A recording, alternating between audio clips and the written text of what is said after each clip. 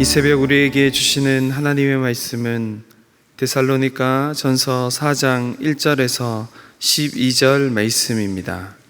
제가 보는 성경으로 신약 331쪽입니다.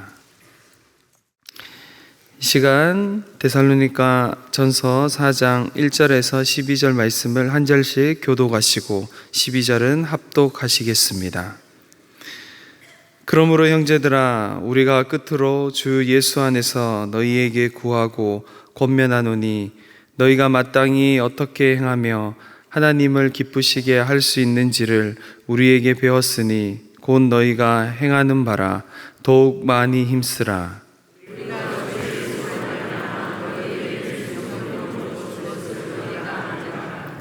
하나님의 뜻은 이것이니 너희의 거룩함이라 곧 음란을 버리고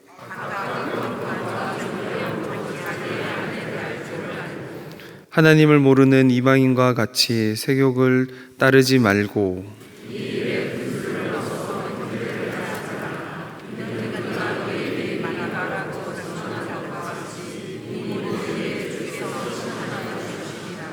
하나님이 우리를 부르심은 부정하게 하심이 아니요 거룩하게 하심이니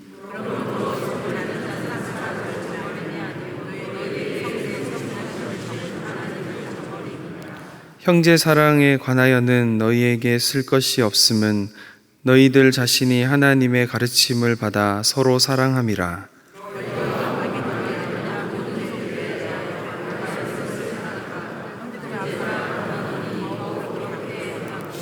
또 너희에게 명한 것 같이 조용히 자기 일을 하고 너희 손으로 일하기를 힘쓰라.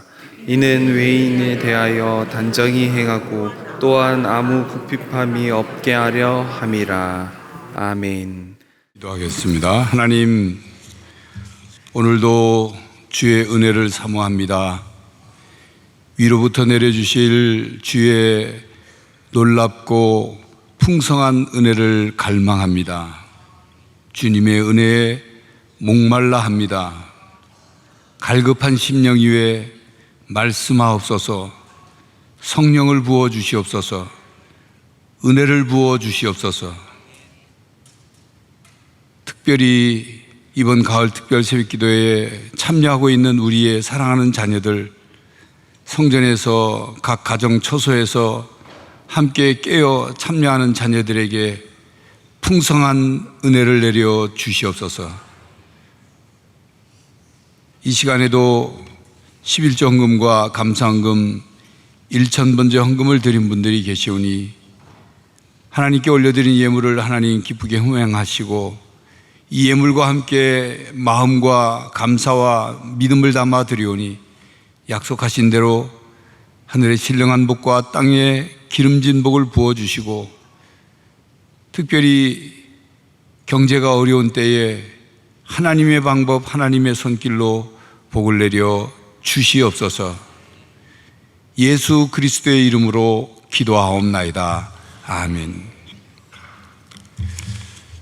우리는 데살로니가 전서의 말씀을 통해서 하나님의 백성답게 사는 것이 무엇인지를 깨닫고 있습니다. 또 하나님의 백성답게 살기 위해서 먼저 하나님의 백성이라는 정체성을 가져야 하고, 그리고 하나님의 백성이라는 정체성과 함께 그 하나님 백성다운 모습이 무엇인지를 우리가 그려야 그 모습으로 살아갈 수 있죠. 단지 어떤 행동, 한 지엽적인 어떤 실천, 그것이 전부가 아니고 사실은 더 큰 그림을 그려야 합니다. 여러분, 어제 우리나라 축구팀이 팔레스타인 축구팀하고 축구를 했어요. 월드컵 예선했는데 제가 너무 열을 받았는지 오늘 새벽 2시에 깨가지고 잠이 안 와가지고, 축구 때문에 사실 그런 건 아니고요. 하여튼 열은 굉장히 받았어요. 축구를 하는 건지 들어넘는 건지. 근데 꼭 아랍 걔들하고 축구를 하면 특별히 열을 더 받아요. 쟤들은 운동장에 축구하러 나왔나 들어놓으려고 나왔나. 우리 여러분, 축구 얘기를 갑자기 느닷없이 왜 하느냐? 오늘 그 비유를 하려고 하는 겁니다. 우리가 신앙생활을 왜 하는가? 이게 제대로 돼 있지 않으면 아랍 선수들처럼 틈나면 들어눕는 거예요. 안 지면 된다. 골만 안 먹으면 된다. 이런 생각으로 축구하러 나온 애들이거든요, 걔들은.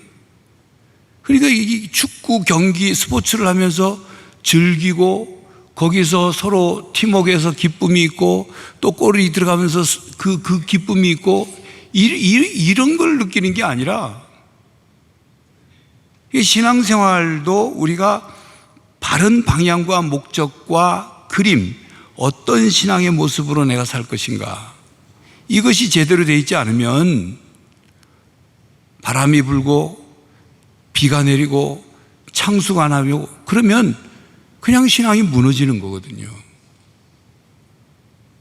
우리가 우리 어느 한 사람을 볼 때 자화상이라고, 자기를 그리는 이 자아상, 또 자기 자아에 대해서 어떤 그림, 나는 어떤 모습인가, 요 그림을 그리고 있는 거기에 따라 그 사람의 모습이 그렇게 되는 거 아니겠어요?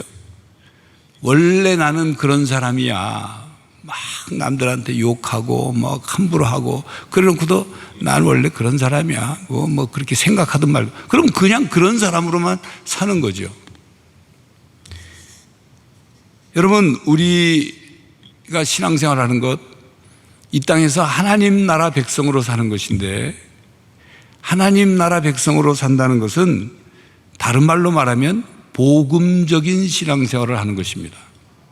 왜냐하면 이 하나님 나라와 복음, 이거는 뗄래야 뗄 수 없는 거거든요. 주님이 하나님 나라를 위해서 우리에게 복음을 전해주셨고, 하나님 나라 백성이 되도록 복음을 통해서 우리를 하나님 나라 백성을 삼았습니다. 그 복음이란 뭐냐? 우리의 행위나 우리의 노력이나 우리의 신념이나 우리의 공적으로 하나님 나라 백성이 되는 것이 아니라 전적으로 주님의 은혜로, 주님이 이루어놓으신 십자가의 은혜를 의지해서 그것에 힘입어서 살아가는 거예요. 철저히 주님과 연결되어 있고 철저히 하나님과 연결되어 있고, 하나님이 나에게 은혜를 베푸시지 않으면, 하나님이 나에게 십자가 은혜를 베푸시지 않았으면 나는 내 죄는 용서받을 수도 없었고 내가 구원받을 수도 없었고 하나님의 백성이 될 수도 없었다. 여러분, 이 내용은 여러분들 다 알고 믿고 확신하고 있는 것 아닙니까? 근데 실제 우리의 삶에서는 그것에서부터 신앙이 출발하고 그것이 신앙의 동기가 되고 그것이 신앙의 원리가 돼야 하는데, 구원받은 건 구원받은 거고 성경 보니까 아이고 거짓말하지 말라고 그러네, 거짓말 안 해야 되는데 그냥 그렇게 살아가는 거예요. 갑자기 무슨 말인가 잘 새겨 들으셔야 됩니다. 복음적 신앙생활이란 죄를 안 지려고 하면서 사는 삶이 아닙니다. 여러분들 이상하고, 아니 그럼 죄를 지어도 된다는 소리야? 아니요. 우리의 신앙의 목표가 죄를 안 지려고 하는 그것이 목표가 아니란 말이에요. 여러분, 왜 갑자기 축구 얘기한 줄 압니까? 축구 경기를 통해서 우리가 건강해지고 그 축구 경기를 즐겁게 즐기면서 하는 축구가 행복한 축구지요. 축구장에 들어가 가지고 앉아야지, 골 안 먹어야지, 이렇게 하는 축구는 그 얼마나 괴로운 거겠어요.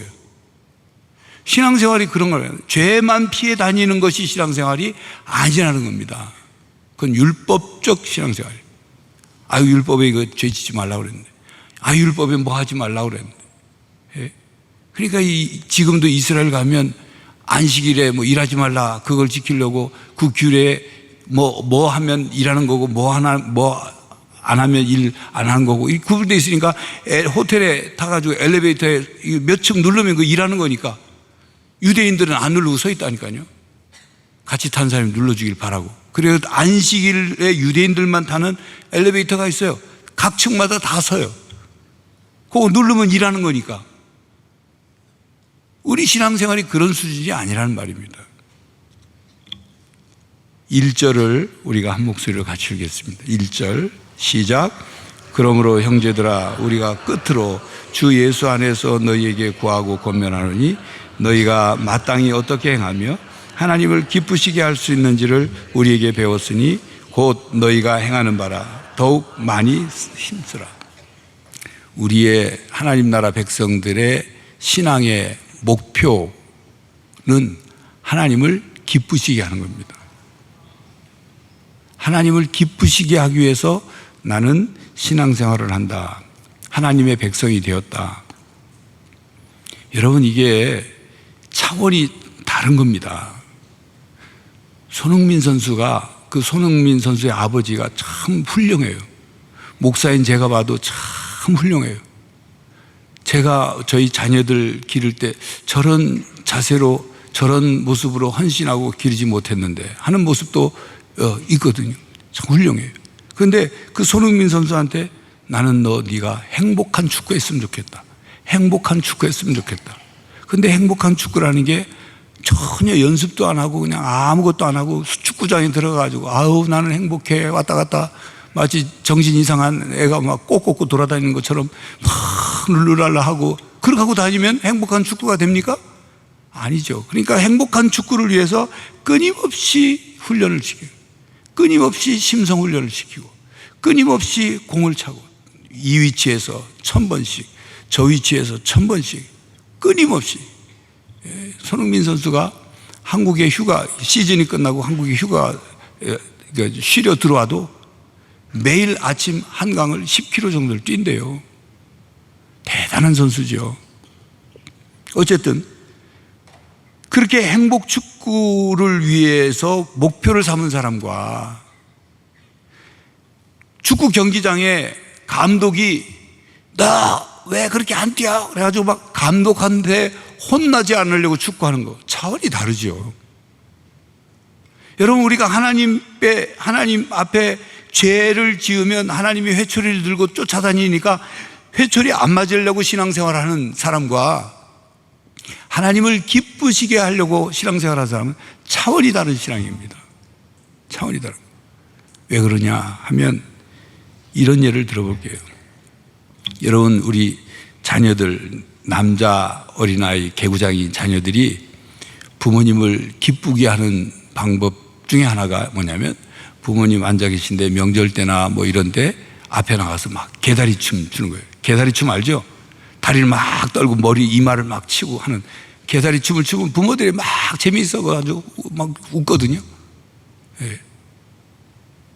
그 아이가 부모님한테 개다리춤을 추면서 부모님 기뻐하는 모습을 보는 거, 그 아이가 왜 그렇게 하겠어요?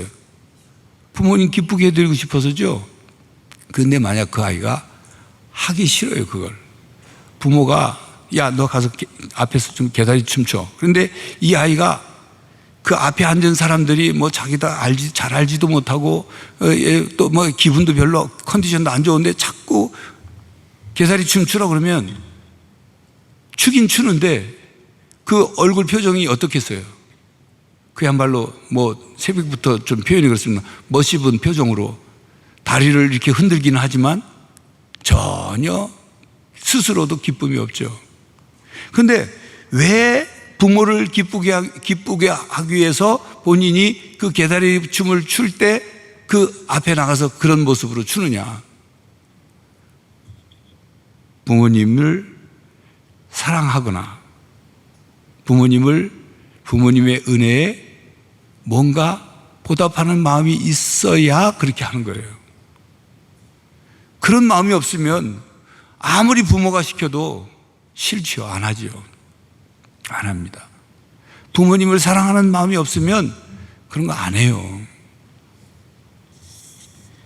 공부를 하는데 부모님이 공부하라 회초리를 공부하고 성적이 안 오르면 회초리를 들고 회초리 맞기 싫어서 공부하는 아이와 부모님이 나를 사랑하시고 부모님이 나를 길러주시고 부모님의 은혜가 깨달아져서 아, 내가 이번에는 부모님께 기쁨을 드려야 되겠다. 내가 한 등급이라도 한 1점이라도 더 공부해서 점수를 높게 받으면 우리 부모님 기뻐하시니까 그렇게 공부해야 되겠다. 이건 전혀 공부하는 마음의 자세와 차원이 다른 문제입니다. 우리가 하나님을 기쁘시게 하려고 하는 것은 하나님이 회초리를 들고 쫓아다니기 때문에 하나님을 기쁘게 해드리려고 한다면 그것처럼 고통스러운 게 어디 있겠어요? 그건 비유한 것처럼 정말 하기 싫은데 나가서 자꾸 재롱피라고 하는 거하고 다를 바가 없는, 아니 그보다 더 고통스러운 거죠. 하나님이 나를 사랑하셨고 사랑하고 계시고 하나님께서 나에게 이 구원의 나 같은 존재를 하나님 자녀, 하나님 백성 삼으신 그 놀라운 구원의 은혜, 그것에 감사해서 내가 하나님께 어떻게 해드리는 게 좋을까? 내가 하나님 앞에 기도도 하고 하나님 앞에 나가기도 하는데 내가 하나님 앞에 어떻게 할까? 어떻게 하면 좋을까? 하나님이 내가 이걸 하면 좋아하실까?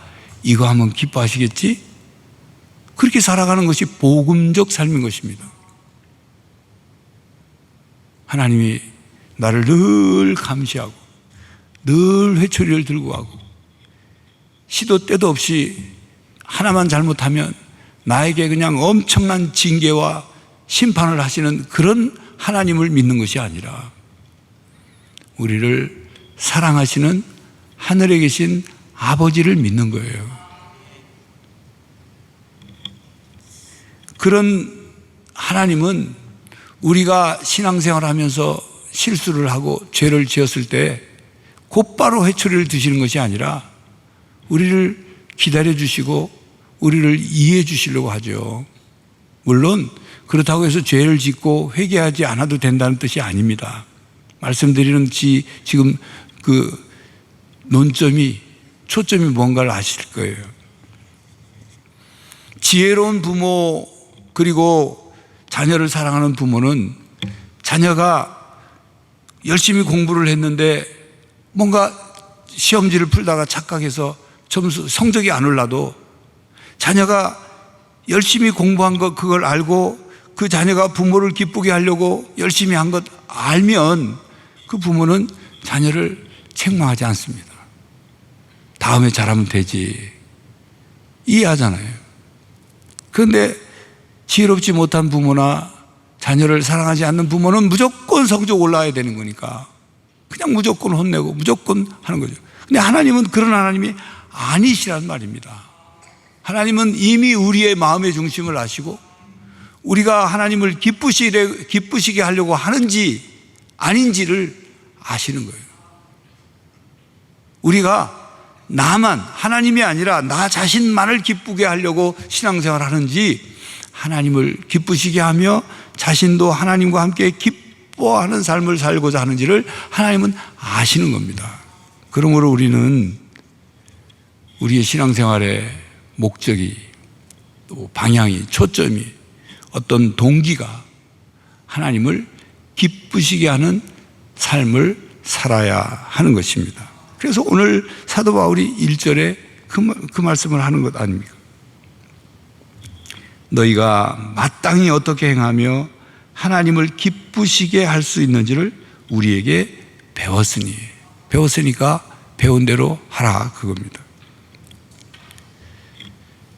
2절부터 4절까지를 우리 함께 읽겠습니다. 2절부터 4절까지 시작. 우리가 주 예수로 말미암아 너희에게 무슨 명령으로 준 것을 너희에게 아느니라. 하나님의 뜻은 이것이니 너희의 거룩함이라. 곧 음란을 버리고 각각 거룩함과 존귀함으로 자기의 아내 대할 줄을 알고. 이 4절 상반절에 보니까 자기의 거룩함과 존귀함으로 자기의 아내를 대할 줄로 알고와 함께 이제 그 다음에 당시에 로마의 문화권에 있는 지역들이 성적으로 문란했거든요. 그래서 이제 그런 부분을 말씀을 하지만 그러나 그 내용보다 더 이전에 중요한 내용이 이제 2절, 3절의 내용인데 하나님을 기쁘시게 하는 삶은 어떤 것이냐 하면 거룩함이라 이 말씀을 하는 거예요. 거룩함이라. 이제 그 아이가 부모를 기쁘게 하기 위해서 재롱 피울 때 개다리 춤을 춘다고 예를 들었는데, 만약 그 아이가 부모님이 자기가 어렸을 때 나와서 막 그렇게 개다리 춤을 추면서 재롱 피우니까 부모님 좋아하신다고 그걸 경험을 했어요. 그런데 이 아이가 10살이 되고 20살이 되고 30살, 40살이 됐는데 부모님 생신 때 또 역시 계속 개다리 춤을 춘다. 그러면 부모님 마음은 어떨까요? 행복할까요? 행복할까요? 부모님 마음은 심각해집니다. 쟤 나이가 몇인데 지금 쟤는 주구장창 개다리만 춘다고. 여러분, 우리가 하나님을 기쁘시게 할 때 신앙이 초보 신앙이었을 때, 어린아이와 같은 신앙이었을 때, 그때는 개다리 춤을 추면서 이 하나님을 기쁘게 해드리려고 할 때 하나님이 기뻐하셔요. 그러나 신앙이 점점 성장하면, 신앙이 성장함과 함께 우리의 신앙이 성숙해져야 되는데, 바로 그 성숙의 내용과 연관되어 있는 것이 거룩함이라 그 말입니다. 왜냐하면 하나님은 거룩하신 하나님이기 때문에 그런 거예요. 하나님은 거룩하신 하나님이기 때문에 우리가 거룩함으로 하나님을 기쁘시게 하는 것입니다. 이 거룩함의 문제는 태초에 에덴 동산에서 하나님이 온 세상을 만드시고 보시기에 심히 좋았더라 한 그 상태가 샬롬 상태 아닙니까? 거기에는 흠도 없고 티도 없고 죄도 없고 질서와 평화와 균형과 조화와 사랑과 모든 것이 가득한 상태인데, 거기에 죄가 들어와서 그 완전했던 것이 깨진 거예요. 거룩이라는 단어의 뜻은 흠도 없고 티도 없다, 이런 뜻이거든요. 에덴 동산에 흠이 생기게 된 거예요. 죄가 들어오게 된 거예요. 얼룩지게 된 거예요. 그래서 거룩이 문제가 된 거예요. 그러니까 하나님과 인간 사이에 죄로 사이가 분리됐죠. 하나님과 우리와 사이가 분리된 것, 그것을 죽음이라고 말합니다. 신체적인 것뿐만 아니라 영적인 분리, 우리의 몸과 영이 분리되는 것, 그것이 신체적인 죽음이죠. 하나님과 우리와 분리되는 것, 이것은 영적인 죽음인데 이걸 전체가 죽음인 거예요. 그 죽음이 오게 된 겁니다. 거룩이 문제가 생겨, 거룩이 깨져서. 그러니까 하나님이 에덴 동산을 다시 회복하시고 하나님 나라를 건설하시고 완성하시려고 하는 그 속에는 거룩을 회복하시기 위해서인 거예요. 왜요? 하나님은 거룩하신 하나님이기 때문에. 거룩하신 하나님이 죄와 함께 하실 수 없기 때문이죠. 여러분이 옷을 깨끗하게, 전에도 제가 설교 시간에 비유로 얘기한 거예요. 옷을 깨끗하게 탁 차려입고, 우리 여성들 같으면 아주 그냥 하이힐, 예쁜 하이힐 싹 반짝반짝 빛나고, 머리도 그냥 미용실 가서 멋있게 하고, 예? 그리고 외출을 하는데 저 앞에 진흙탕길이 있으면 그 위에 그냥 저벅저벅 걸어갑니까? 아니죠. 피해가죠. 왜 피해가요? 더럽혀지지 않으려고. 하나님은 거룩하시기 때문에 죄와 같이 뒤섞일 수가 없는 거예요. 그러니까 죄 지은 인간과 분리되고 멀어진 건데, 하나님과 온전히 하나 되려면 어떻게 됩니까? 우리가 거룩해져야 되는 거예요. 그래서 2절부터 4절 그 이하에 음란에 대한 문제, 이런 문제가 단지 음란에 대한 말씀만이 아니라 거룩해라. 그러면서 뭐라고 말씀합니까? 3절에 하나님의 뜻은 이것이니 너희의 뭐라고요? 거룩함이라. 하나님의 뜻은 이것이니 너희의 거룩함이라. 너희가 거룩해지는 것 하나님의 뜻이다. 그러니까 너희가 거룩해지면 내가 기쁘다, 그 얘기예요. 우리 신앙이 자라면 그냥 하나님이 뭘 좋아하실까? 그래서 내가 하나님께 헌금 드리면 좋아하실까? 예물을 드리면 하나님이 기뻐하시죠. 하나님 나라를 위해 쓰게 되니까. 그러나 그 수준에 머물러서는 안 된다는 거예요. 하나님 앞에 헌금 드리는 수준, 그것이 아니라 거룩함으로 나가는 거예요. 그런데 문제는 거룩함이라는 것이 나의 노력과 행위로 이룰 수 있는 게 아니잖아요. 그래서 7절 8절을 읽고 설명하겠습니다. 7절 8절 시작. 하나님이 우리를 부르심은 부정하게 하심이 아니요 거룩하게 하심이니 그러므로 저버리는 자는 사람을 저버림이 아니요 너희에게 그의 성령을 주신 하나님을 저버리심이라. 이 7절 8절 속에는 두 가지 중요한 가르침이 있는데, 우리를 부르신 것이 부정하게 하려고 부르신 것이 아니라 거룩하게 하신 것이다. 우리를 하나님의 백성 삼으신 것은 우리로 하여금 거룩하게 하려고 부르신 것이고, 그런데 8절에 그걸 저버리는 것, 거룩함을 저버리는 것은 사람을 저버리는 것이 아니라 너희에게 그의 성령을 주신 하나님을 저버리시면, 하나님을 저버리는 거예요. 왜? 거룩하신 하나님을 저버리는 것이고, 그리고 그 하나님은 너희에게 그의 성령을 주신 하나님을 저버립니다. 성령을 주셨어요. 왜요? 그 성령님이 우리를 거룩하게 하시는 거예요. 성령, 거룩한 영이시잖아요. 우리를 거룩하게 위해서 보내신 보혜사 성령, 보혜사, 은혜로 보호해 주시는 스승인 성령, 우리를 오셔서 거룩할 수 있도록 도와주시는 거예요. 그리고 우리는 어떻게 해야 됩니까? 거룩해지려면 성령님의 도움을 언제나 구하는 거예요. 성령 충만해라. 그게 성령 충만해서 뭐 대단한 어떤 능력을 행하고, 성령께서 능력을 행하기도 하시죠. 그런데 우리의 성령 충만의 목적은 남들 앞에 뭐 능력을 행하고 뭐 놀라운 일을 행하고, 그거 이전에 거룩하는 거예요. 바로 성령의 9가지 열매가 거룩을 위해서 열매를 맺는 거죠. 그래서 하나님 나라에 들어갈 때 요한계시록에 보면 우리를 뭐에 비유했냐면 그리스도의 신부로 비유한 겁니다. 신부가 결혼을 위해서, 신랑을 위해서 순결하고 정조를 지키고, 아름다운 모습으로 결혼 예식장에 들어가서, 신랑도 마찬가지죠. 그래서 행복한 결혼 생활을 하는 것처럼 우리가 하나님 나라에 들어가 그리스도의 신부가 되어서 그런 신부의 순결함으로, 거룩함으로 이 땅을 살아가다가 하나님 나라에서 주님 만나 영원히 살게 되는 것입니다. 그리고 이제 데살로니가 전서와 후서에 연결되어 있는 중요한 내용이 종말에 관한 것입니다. 종말. 그래서 이 종말에 관한 말씀과 연결해서 이미 우리가 봤던 말씀인데 3장 13절에 너희 마음을 굳건하게 하시고 우리 주 예수께서 그의 모든 성도와 함께 강림하실 때 하나님 우리 아버지 앞에서 거룩함에 흠이 없게 하시길 원하노라. 이 부분이 이렇게 연결이 되는 거예요. 거룩함에 흠이 없게, 주님의 강림하실 때 흠이 없게 하는 것, 그것은 곧 하나님의 뜻이고, 거룩함, 우리가 거룩함을 갖는 것, 하나님의 뜻이고, 그것은 곧 하나님을 기쁘시게 하는 삶이다.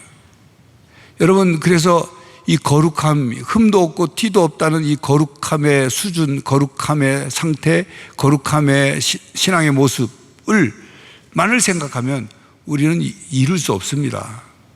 우리가 어떻게 하나님처럼 거룩해질 수 있어요? 그러나 누가 도와주시면요?